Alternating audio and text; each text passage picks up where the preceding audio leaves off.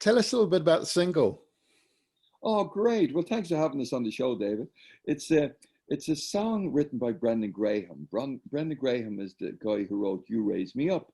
I'm sure you remember that song, a world famous song. And this is kind of like the follow up to it. Once again, he's gone and done it again with kind of genius lyrics. A song, a conversation between a little girl, Ruby, and the world. And the world is trying to tell the little girl all the woes that are happening in it.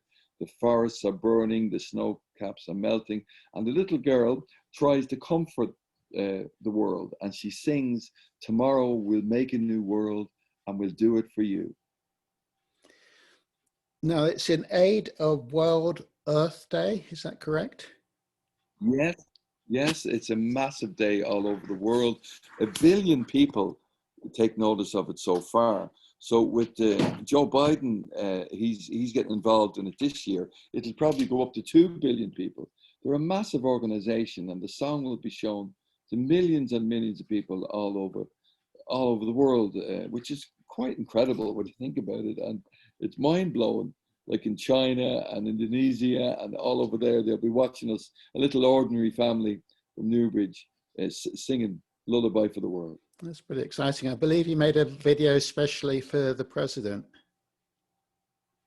Yeah, well, I decided, since he's like, I'm only 12 and I don't have much power, but he's like the powerful man in the world, the most powerful man in the world.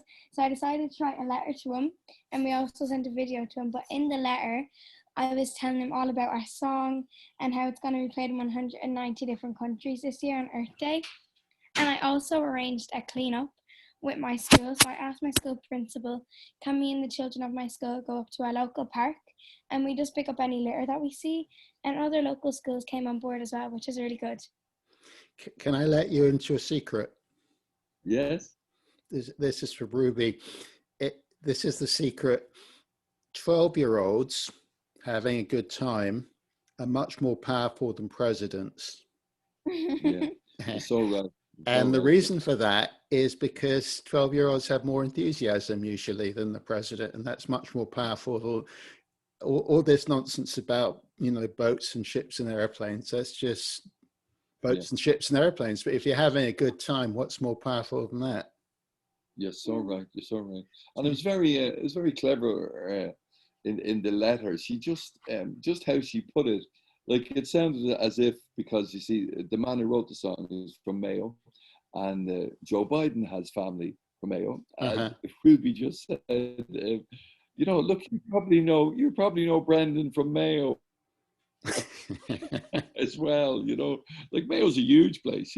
Absolutely. And, sure, you never know. Like, he might come over here and drop in for a cup of tea, David. With about 200 Secret Service guys. You never know. Tell us what it's like living in Kildare. Yeah, it's lovely here because we only moved down here a few years ago. Like, we used to live in Dublin, so we only moved down here a few years ago. But it's lovely around here. What types of things do you do? Just probably, we have a local park up the town, so I'd probably go for a walk around the town. I might go to the park. I might bring my dog on a walk around the park. Well, that's where we shot the video, in the park, yeah? That's very good. Do you have any plans for a follow-up video? Yeah, the video.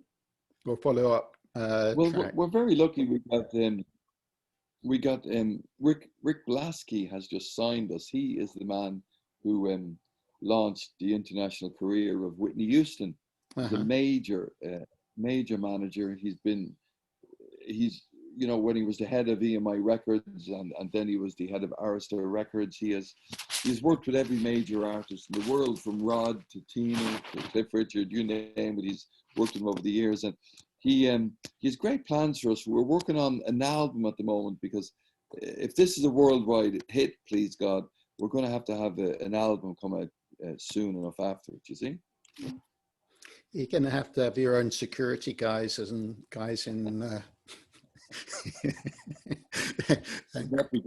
someone to keep the crowds back, the guard to keep the crowds back from the house, and all those good things.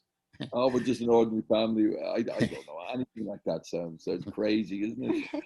You never know. Over here in Ireland, have you been on the Late Late Show yet? we're actually doing nationwide tonight. That's a big show over here in Ireland. It's as big as the Late Late Show, and they do a half-hour segment on us, which is great. Well, Because if that's you get amazing. a Late Late Show, you just get the song, you see. But if you nationwide, they do a whole program on you. We were on the RT1 News last night, which was great because that's a massive audience here in Ireland, and they're showing it on the news again today, nationwide tonight, and then tomorrow is Ireland AM. It's kind of like Good Morning Britain and all the shows over there with you. Well, I was on the Toy Show like 3 years in a row, and on the Late Late Show with my stage school. So I'd be dancing with my stage school on the Toy Show, and then one of the times I was on the Late Late Show in a choir. Yes. And I think you did The Voice in England at some point, didn't you? Yeah, well, my mum just seen the application form on Facebook, and we didn't really think anything of it. But then I got the call and I was on the show, and I remember before walking out on the stage, I was so nervous, but I was also so excited. And then, like, it was an experience I'll never forget because Will.I.Am turned his chair for me, so I was on Will's team. That's amazing. And it was like, yeah, I made so many good memories and so many new friends, so it was like great. I watched that on YouTube this morning, and you're wow. very professional. Thank you so much. Yeah, it was one hell of a thing to do, to go out in front of thousands of people and then 4 incredibly powerful people in the music industry and to sing it. It can be very nerve-wracking, and fair play to her. She really did well. I don't want to break this to you, but it's not thousands, it's millions. Yes, right. But I mean, just the audience in the theater itself. You see, where they filmed it. They filmed it actually. Would you believe it? In the Star Wars hangar where they filmed Star Wars in the '70s.